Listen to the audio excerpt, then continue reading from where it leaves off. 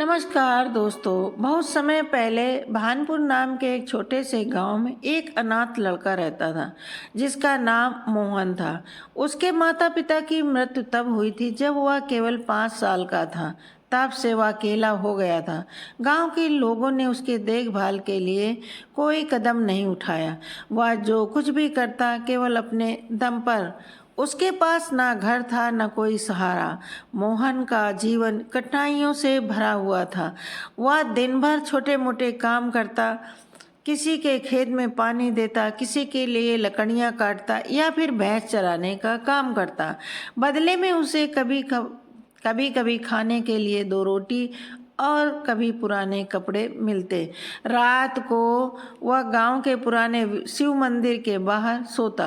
ठंडी हवा में सिकुड़ते हुए वह आसमान के तारों को निहारता और क्या मेरी जिंदगी कभी बदलेगी, क्या ईश्वर मेरी भी सुनेंगे। गांव के लोग उसे ताने मारते थे, बच्चे उसे चिढ़ाते थे और बड़े बड़े उसे बेकार समझते थे। मोहन के पास कुछ नहीं था सिवाय उसकी मेहनत और उम्मीद के। एक दिन गांव वालों के तानों से तंग आकर मोहन ने ठान लिया कि अब वह यहाँ नहीं रहेगा। उसने सोचा अगर मैं इस गांव में रहूँगा तो कभी अपनी किस्मत नहीं बदल पाऊँगा। अगर किस्मत बदलनी है तो मुझे गांव से बाहर जाना होगा। उसी रात वह गांव के छोटे से रेलवे स्टेशन। जेब में एक पैसा नहीं था लेकिन दिल में बड़े सपने थे। मोहन ने रेलवे स्टेशन पर खड़ी एक मालगाड़ी देखी। वह चुपके से उसमें चढ़ गया। ट्रेन रात भर चलती रही। मोहन गाड़ी के कोने में बैठा भविष्य के सपनों में खोया रहा। आखिरकार सुबह हुई और ट्रेन शहर के एक बड़े रेलवे स्टेशन पर रुकी। शहर पहुंचते ही मोहन को एहसास हुआ कि यह जगह उसके गांव से बिल्कुल अलग है। चारों ओर बड़ी बड़ी इमारतें थीं और एक तरफ भीड़ ही भीड़। हर कोई अपनी धुन में भागा जा रहा था, लेकिन इस भीड़ में मोहन अकेला महसूस कर रहा था। उसके पेट में भूख से आग लगी थी। वह स्टेशन के एक कोने में बैठ गया। थोड़ी देर बाद एक कुली ने उसे देखा। वह कुली एक दयालु व्यक्ति था। उसने मोहन से पूछा, बेटा तुम यहाँ ऐसे क्यों बैठे हो? मोहन ने अपनी कहानी सुनाई। कुली ने उसकी हालत पर तरस खाया लेकिन उसे सच्चाई भी समझाई। उसने कहा, बेटा इस शहर में कोई मुफ्त में कुछ नहीं देगा। अगर जीना है तो मेहनत करनी होगी। मोहन ने पूछा, लेकिन मैं क्या कर सकता हूँ? मेरे पास तो पैसा नहीं, ना कोई सहारा। कुली मुस्कुराया और बोला, क्यों, तुम भी कुली का काम करो। यहाँ मेहनत करने वालों भगवान भी उसकी मदद करते हैं जो खुद अपनी मदद करते। अगले दिन मोहन ने कुली का काम शुरू कर दिया। वह यात्रियों का सामान उठाता और बदले में कुछ पैसे कमाता। दिन भर काम करने के बाद वह रात को स्टेशन के कोने में सो जाता।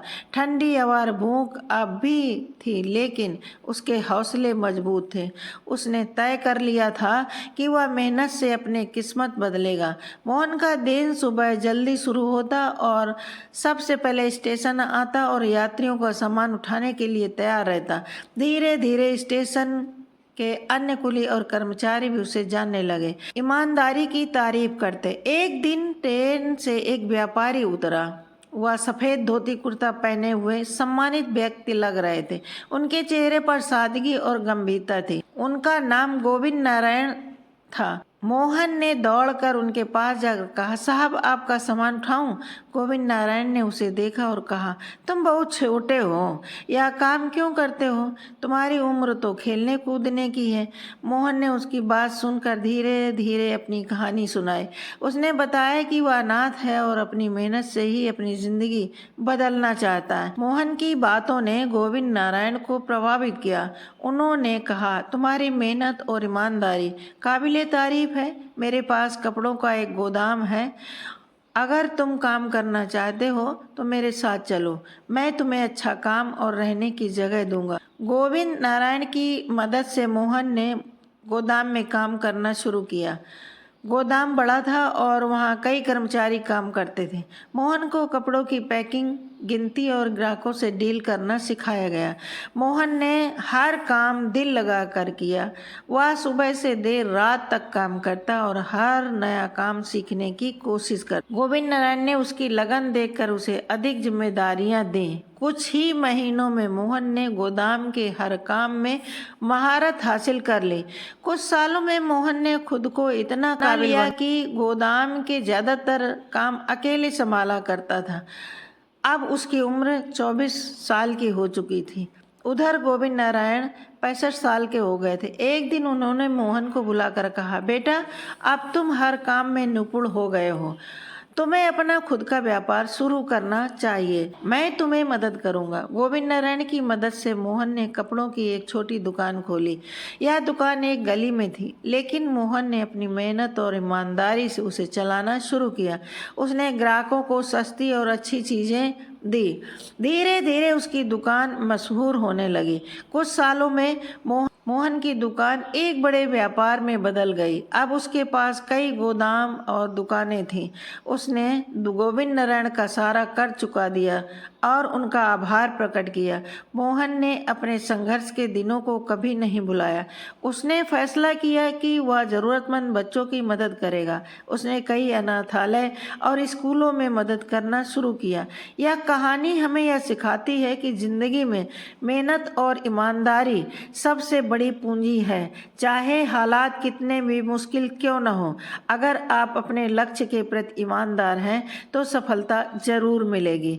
मेहनत ही आपकी तकदीर का सबसे बड़ा हथियार है। अगर आपको यह कहानी प्रेरणादायक लगी हो तो इसे लाइक और शेयर करना ना भूलें। अपनी राय हमें कमेंट बॉक्स में ज़रूर बताएं और ऐसी ही कहानियों के लिए हमारे चैनल से जुड़े रहें। तो दोस्तों, मिलते हैं अगले वीडियो में। धन्यवाद। जय हिंद।